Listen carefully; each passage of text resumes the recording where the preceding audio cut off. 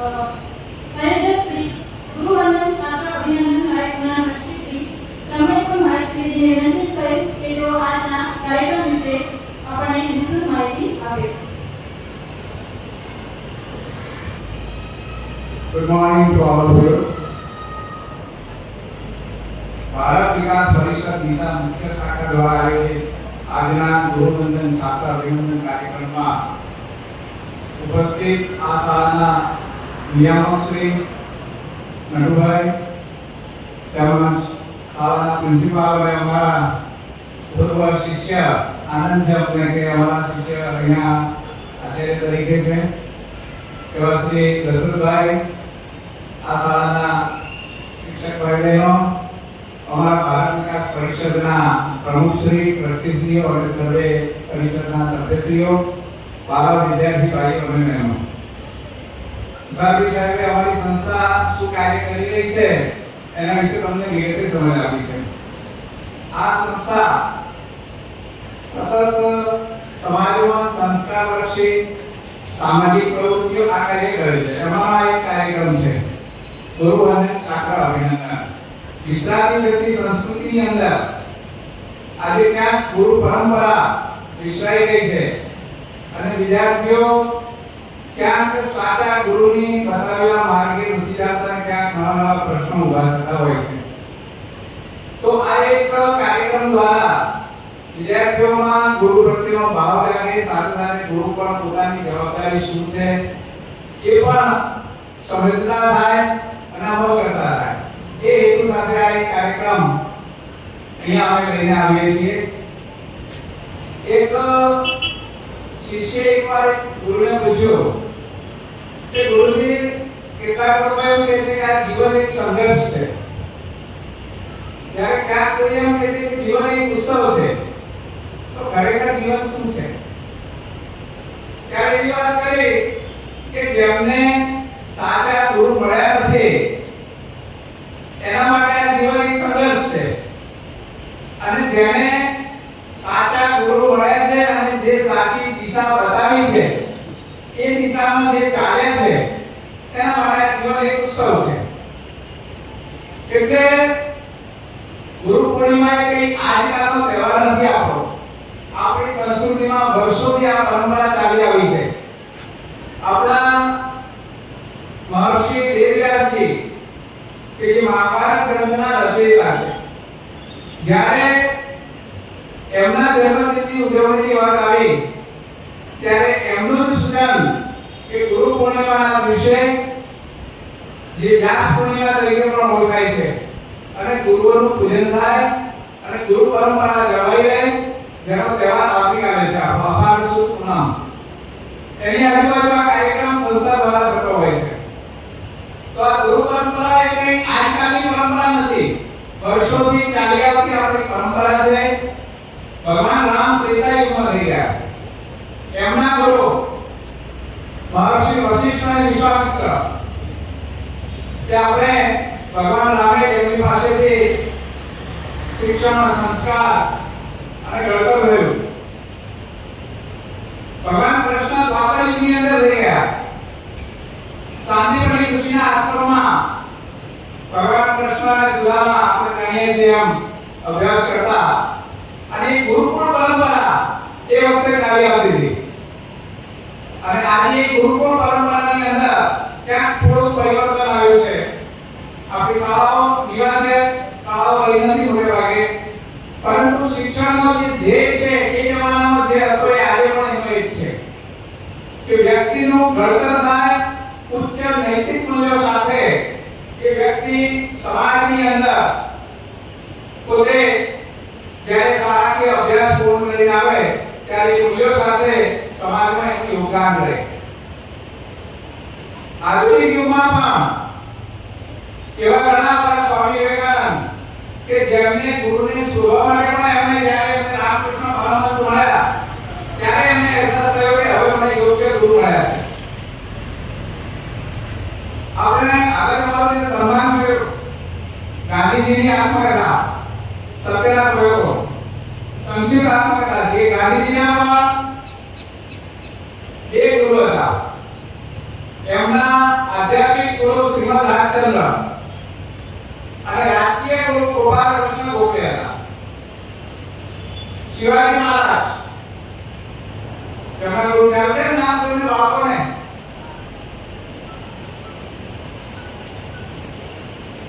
શોભાદ રામદાસ શિવાજી મહારાજના ગુરુ એ શિવાજી મહારાજની વીર ગાથાઓ આપણે જાણીએ છીએ.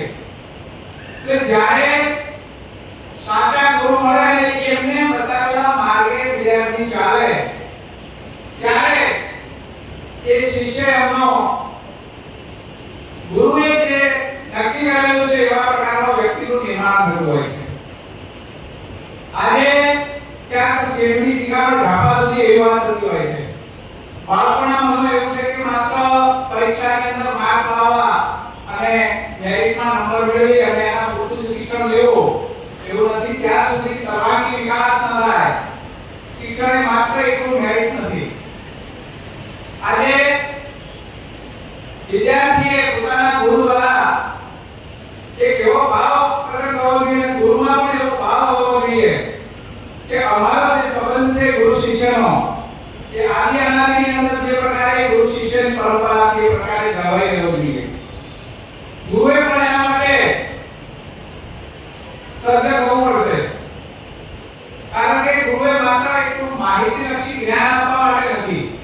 માહિતી તો આજકાલ ગૂગલ, ChatGPT, AI એના દ્વારા પણ આપણે અનેક પ્રકારની જોઈએ તેવી માહિતી મળી રહે છે.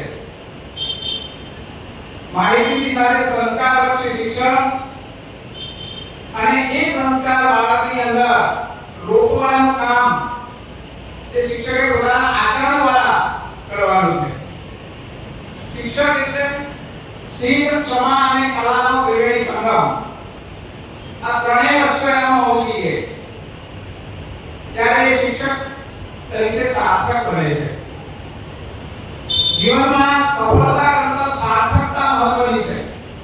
કોઈ વ્યક્તિ કોઈ ઉચ્ચ હોદ્દા ઉપર જાય અને પોતાનું જીવન સફળ કદાચ બનાવી શકે પણ એ પોતાના જીવન દ્વારા અન્યને કેટલો ઉપયોગી બની રહે છે અને એના જીવનની સાર્થકતા કેટલી છે તો શિક્ષકે પોતાનું જીવન કારણ કે પવિત્ર વ્યવસાય મળ્યો છે અને એમાં સાર્થક તરીકે આ વ્યવસાયને ઉજાગર કરવાનો છે એ શિક્ષકનું કામ છે. જેનું આચરણ દ્રષ્ટાંત રૂપ હોય. આચરે ઇતિ આચાર્ય. આચાર્ય માટે એવું કહેવાય છે કે જેનું આચરણ દ્રષ્ટાંત રૂપ છે, જેને જોઈ અને બીજા આચરણનો અનુસરણ કરે છે એ આચાર્ય તરીકે ઓળખાય છે. તો આ ગુરુની સમાજની અંદર હંમેશા જાહેર જીવનમાં પડેલા વ્યક્તિની એક એક બાબતોની નોંધ લેવાય છે અને શિક્ષક એ જાહેર જીવન સાથે જોડાયેલો છે. વિદ્યાર્થીઓએ પણ પોતાના પ્રથમ ગુરુ તરીકે પોતાના માતા પિતાને સ્થાન આપું છું. વિદ્યાર્થીના પ્રથમ ગુરુ કારણ કે જ્યારે આપણે શાળામાં પણ પગ નથી મૂક્યો ત્યારે આપણને સંસ્કારલક્ષી જીવનની પદ્ધતિઓ જે કઈ વસ્તુ છે એ શીખવવાની શરૂઆત માતા પિતા દ્વારા થાય છે, વડીલો દ્વારા થાય છે. તે આપણા ગુરુ છે. ત્યાર પછી તમે શાળાની અંદર આવો છો તો શાળામાં શિક્ષક દ્વારા જુદા જુદા ધોરણોમાં આપણે અનેક ગુરુજીઓ પાસેથી જ્ઞાન મેળવ્યું છે, સંસ્કાર મેળવ્યા છે. ત્યારે એમના દ્વારા જ્ઞાનની સાથે સાથે જે મૂલ્યોનું શિક્ષણ આપવામાં આવે છે એ મૂલ્યો માત્ર મૂલ્યોની પરીક્ષા નથી હોતી પણ સમાજ પરીક્ષા લે છે અને આપણું મૂલ્યાંકન આપણા મૂલ્યો દ્વારા થતું હોય છે. ત્યાં સાર્થકતાની વાત આવે છે તો એ ઘડતર એ શાળાની અંદર થાય છે. ત્યારે આપણે વિદ્યાર્થી તરીકેની ભૂમિકા શું રહે છે કે આપણે ગુરુએ બતાવેલા સાચા રસ્તા પર ચાલવાનો છે. કારણ કે રસ્તાઓ બતાવવાનું કામ ગુરુ છે. ત્યાં આપણે હાઈવે પર ચાલતા હોઈએ તો ત્યાં બોર્ડ આવે કે અમદાવાદ આટલા કિલોમીટર છે પણ ચાલવાનું તો વાહન લઈને આપણે છે. ધ્યેય સ્થાને પહોંચવા માટેનો રસ્તો સાચો બતાવવાનું કાર્ય વિદ્યાર્થી પોતે પોતાની મહેનતથી એક કાર્ય કરે ત્યાં સુધી એ ધ્યેયને સ્થાને પહોંચી શકતો નથી. આપણે એકલવ્યનું પણ ઉદાહરણ આપીએ છીએ કે એકલવ્ય સ્વ-અધ્યયન પ્રથમ એક્સપ્લન આવી છીએ, પરંતુ આમ છતાંય એમને ગુરુ તરીકે તો દ્રોણાચાર્યની વૃત્તિની સ્થાપના કરી અને એકલવ્ય શિક્ષણ પ્રાપ્ત કર્યું હતું. તો આ જે ગુરુની મહાનતા છે એના બીજા એક ઉદાહરણ તમને આપો કે ગુરુ પ્રત્યેનો ભાવ સમાજનો કેવો છે. એટલે ઉદાહરણ કે આપણા રાજ્યના પૂર્વ મુખ્યમંત્રી ઘનશ્યામભાઈ ઓઝા લગભગ 1970 ની પહેલા આપણા ચીફ મિનિસ્ટર હતા. એકવાર એક શાળાની મુલાકાતે ગયા. મુલાકાતે એટલા માટે કે એમના પરિવારના સંતાન એ શાળાની અંદર અભ્યાસ કરતા હતા. પરંતુ જ્યારે શાળામાં સમાચાર મળે કે ચીફ મિનિસ્ટર આવી રહ્યા છે એટલે શાળાનું વ્યવસ્થા તંત્ર એમની સરભરા કઈ રીતે કરશું, ક્યાં આપણી ખામીઓમાં શોધે, આ બધી વિચારણાની અંદર પડી ગયું. પણ જ્યારે ઘનશ્યામભાઈ આવીને આચાર્યશ્રીને મળ્યા કે અહીંયા હું મુખ્યમંત્રી તરીકે નથી આવ્યો, હું એક વાલી તરીકે આવ્યો છું અને મારા પરિવારના બાળકના શિક્ષણ અર્થે અહીંયા આવ્યો છું. ત્યારે તમે વિચારો કે ચીફ મિનિસ્ટર એટલે આપણે રાજા કહીએ, પણ રાજા આગળ કરતા પણ ગુરુ સ્થાન ત્યાં અને આ પ્રત્યેનો માન ભાવ કેટલો એક જાળવી રાખે છે જોવા મળે છે. એ રીતે મહારાણા પ્રતાપનું ઉદાહરણ પણ ઘણી વાર આપું છું. મહારાણા પ્રતાપ પોતે જ્યારે પોતાના તરુણાવસ્થાની અંદર જે ગુરુ પાસેથી અસ્ત્ર શસ્ત્ર વિદ્યા અને શિક્ષણ પ્રાપ્ત કરતા હતા એ દરમિયાન મહારાણા પ્રતાપના પિતાજી જે રાજા છે એ આશ્રમે આવે છે અને આશ્રમના ગુરુની સાથે એક સંવાદ રીતનો કરે છે કે અહીંયા હું રાજા તરીકે નથી આવ્યો, પણ મારા પ્રતાપના શિક્ષણની પ્રગતિ અને એના માટે આપનું જે માર્ગદર્શન છે એના માટે આવ્યો છું અને આપ એક રાજા તરીકેની પણ પ્રતાપના પિતા તરીકે મારી સાથે નો આપનો વ્યવહાર વધારે ઉચિત રહેશે. તો આ ક્યારે સન્માન મળે છે શિક્ષકને કે જ્યારે શિક્ષક પોતે પોતાની જે ફરજો છે એ ફરજોથી વિમુખ થયા વગર માત્ર વિદ્યાર્થીલક્ષી શિક્ષણની અંદર જોડાયેલો હોય, મારો બાળક કઈ રીતે ક્યારે આગળ જાય એ ભાવ સાથે કાર્ય કરતો હોય. એના માટે શિક્ષકે પણ સર્જક હોવું પડશે. આજના વર્તમાન યુગની અંદર જો શિક્ષક અપડેટ નહીં રહે તો એ શિક્ષક, કારણ કે ટેકનોલોજીની અંદર સતત બદલાવ રહેતો હોય છે, પાઠ્ય પુસ્તકો પણ બદલાય છે, પદ્ધતિઓની અંદર પણ ઘણા બધા નવીન પ્રવાહો આવતા રહે છે. તો વિદ્યાર્થી સમક્ષ તો હંમેશા એવી છાપ હોય છે કે શિક્ષક સર્વગુણ સંપન્ન છે. એ છાપ સદાય માટે જળવાઈ રહેવી જોઈએ અને એ જાળવવા માટે શિક્ષકે સદાય અપડેટ રહેવું પડશે. અને વિદ્યાર્થી ભાઈઓએ પણ હંમેશા આ ગુરુ પૂર્ણિમાના તહેવાર પ્રસંગે દર વર્ષે આપણે પુનઃસ્મરણ કરાવીએ છીએ. આ પ્રસંગનું એટલા માટે પુનઃસ્મરણ કરાવીએ છીએ કે આ ગુરુ શિષ્યની પરંપરા સદાય જળવાઈ રહે અને આ જે બાબત છે એ શેઠની શિખામણ ઝાપા સુધી કેટલું રહે. આ કાર્યક્રમ પૂર્ણ થયો એટલે આ વાતને ભૂલી જવાની નથી, પરંતુ જીવનમાં અમલ કરવાની વાત છે. શિક્ષણની સાથે સાથે સંસ્કાર ઘડતર શાળાની અંદર ઉચ્ચ પ્રકારે થાય અને એ સંસ્કાર ઘડતર દ્વારા તમે સમાજની અંદર જ્યારે જ્યાં તમારો જે રોલ હોય તો લોકોને લાગે કે આ એક શિક્ષિત વ્યક્તિ યોગ્ય રીતે ઘડાયેલો છે.